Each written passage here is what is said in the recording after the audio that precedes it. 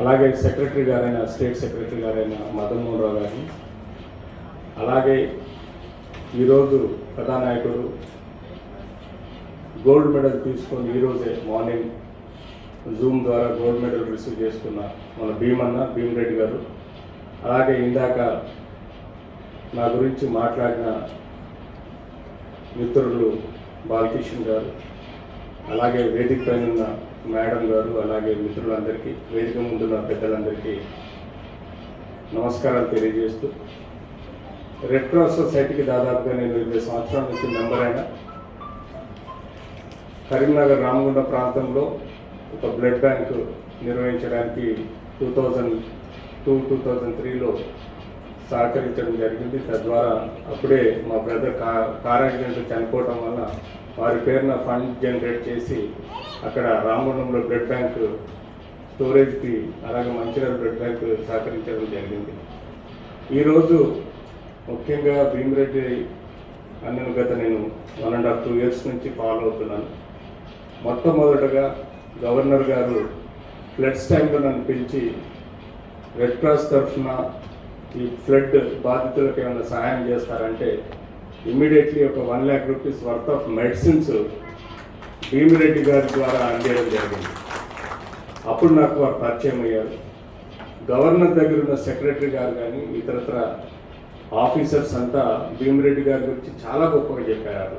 ఎందుకంటే within 12 hours ఆ బాధితుల కోసం బ్లాంకెట్స్ కానీ, ఫుడ్ వస్తువులు కానీ, అలాగే తీసుకొచ్చిన మెడిసిన్స్ కానీ అందించారని చాలా గొప్పగా గవర్నర్లోని స్టాఫ్ చాలామంది చెప్పడం జరిగింది. అప్పుడు పరిచయం అయింది. అప్పటి నుంచి నేను సీనియర్ రెడ్ క్రాస్ మెంబర్ అయినా కూడా చాలా కాలంగా నేను కొంత దూరం ఉండడం జరిగింది. కానీ పరిచయం అయినప్పటి నుంచి రోజు వారు ఎప్పుడు పిలిచినా, ఎక్కడికి పిలిచినా, స్లమ్లలో బ్లడ్ క్యాంప్స్ నిర్వహించడానికి, హెల్త్ క్యాంప్స్ నిర్వహించడానికి కానీ, ఏదైనా సామాజిక కార్యక్రమానికి నిర్వహించినప్పుడు నన్ను పిలవడం కానీ జరిగితే తప్పకుండా నా యొక్క ప్రొఫెషన్ని కొంత టైం అడ్జస్ట్ చేసుకొని వారితో పోవడం జరిగింది. ముఖ్యంగా నేను గత 25-30 సంవత్సరాల నుంచి డిజేబుల్ ఫౌండేషన్ ట్రస్ట్ ద్వారా మా పేరెంట్స్ పేరు మీద వికలాంగులకు ఫ్రీ సర్జరీ చేస్తూ వచ్చాను. దాదాపుగా 18,962 సర్జరీస్ నిన్నటి వరకు చేశాము. అంతేకాకుండా దివ్యాంగులకు కావాల్సిన సపోర్ట్ ఉంది, రిజర్వేషన్స్ ఉన్నాయి, పెన్షన్స్ ఉన్నాయి. కానీ గత 4 సంవత్సరాల నుంచి నేను జిహెచ్ఎంసీ సర్వే చేసినప్పుడు చాలామంది బెగ్గర్స్గా మారి ఎవరు అంటే గవర్నమెంట్ కానీ ఎన్జిఓస్ కానీ పట్టించుకోలేని పరిస్థితుల్లో సఫర్ అవుతున్నారు అన్నది గ్రహించాను. కాబట్టి నిస్సాయి జన్ అనే ఒక ఆర్గనైజేషన్ మా చారిటీ ట్రస్ట్ ద్వారా పెట్టి వాళ్ళని పికప్ చేసుకొని వాళ్ళకి మెడికల్ ట్రీట్మెంట్ కానీ, రిహాబిలిటేషన్ కానీ చేస్తున్నాము. వాళ్ళకి వీలైనంత వరకు సఫిషియంట్ ట్రీట్మెంట్ ఇచ్చిన తర్వాత, రికవర్ అయిన తర్వాత వాళ్ళని మా దాంట్లోనే జాబ్స్ ఇవ్వడం, లేదంటే పని చేయలేని వాళ్ళకి ఆర్ఫన్ సెంటర్స్లో పెట్టడం జరిగింది. సో అలాగే ఈ రెడ్ క్రాస్ సొసైటీ ద్వారా తప్పకుండా ఇలాంటి కార్యక్రమాలను ఫర్దర్గా స్టేట్ వైడ్గా నిర్వహించడానికి, అది డిజబుల్డ్ క్యాంప్స్ అనుకోండి, లేకపోతే నిస్సాయుధన్ క్యాంప్ అనుకోండి. మేము అనుకున్నాం, భీమన్న నన్ను ఎన్నోసార్లు చెప్పాడు, ఇలాంటి క్యాంప్స్ మనం నిర్వహిస్తే ప్రజలకు మంచి అందుబాటులో ఉంటాం. ఫ్రైడే మా హాస్పిటల్లో కూడా రెడ్ క్రాస్ తరఫున ఫ్రీ క్లినిక్ రన్ చేయడానికి కూడా మేము ముందుకు వచ్చాం.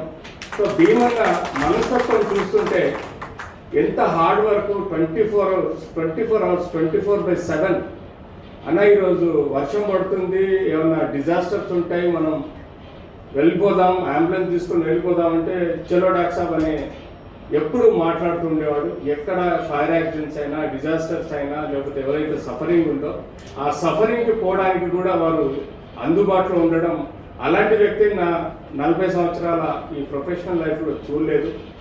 అంతేకాకుండా డౌన్ టు ఎర్త్.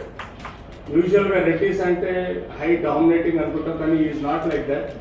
ఈ డిఫరెంట్లీ బిహేవియర్ ఉంటుంది.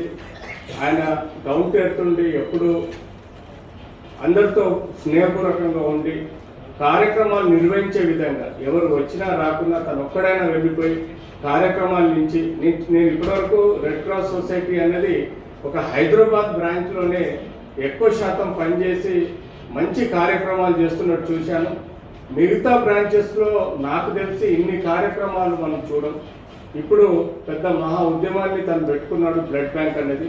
అప్పటి నుంచి నాకు కూడా కొంత ఇంట్రెస్ట్ పెరిగింది, ఎందుకంటే ఇదివరకు 2002-2004లో నేను బ్లడ్ బ్యాంక్ కోసం కరీంనగర్లో పనిచేశాను కాబట్టి ఈ మాసప్ ట్యాంక్ హెడ్ ఆఫీస్లో కూడా అంటే స్టేట్ బ్రాంచ్లో తప్పనిసరిగా ఆ బ్లడ్ బ్యాంక్ని ఎట్టి పరిస్థితుల్లో భూమన్న, నేను ఇంకా కిషన్ అలాగే మిగతా మన మిత్రులందరం కలిసి తప్పకుండా మేము బ్లడ్ బ్యాంక్ నిర్వహించడానికి మేము ముందొస్తాము, కష్టపడతాం. అది ఎట్టి పరిస్థితుల్లో 1-2 ఇయర్స్ లోపల స్టార్ట్ చేసే విధంగా మేము ప్రయత్నం చేస్తాం. ఎంత ఇబ్బందులైనా మేము ప్రయత్నం చేసి దాన్ని కనీసం లోయెస్ట్ ప్రైస్లో రెగ్యులర్ ప్రజలకు ఇచ్చి పూర్ పీపుల్కి ఫ్రీగా ఇచ్చే విధంగా బ్లడ్ బ్యాగ్స్ కూడా మనం బ్లడ్ బ్యాంక్ నుంచి ఈవెన్ కాంపోనెంట్స్ కూడా జనరేట్ చేసే విధంగా మనం చేద్దాం.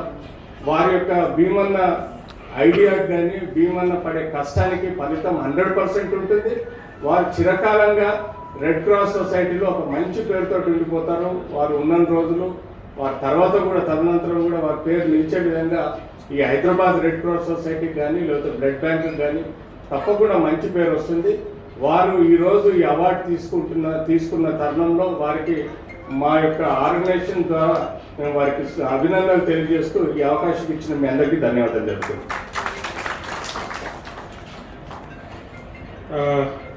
ఇంతకుముందు మనం అనౌన్స్ చేసినప్పుడు మిత్రుడు మా సహాధ్యాయి మాతో కలిసి ప్రయాణం చేస్తున్నారు.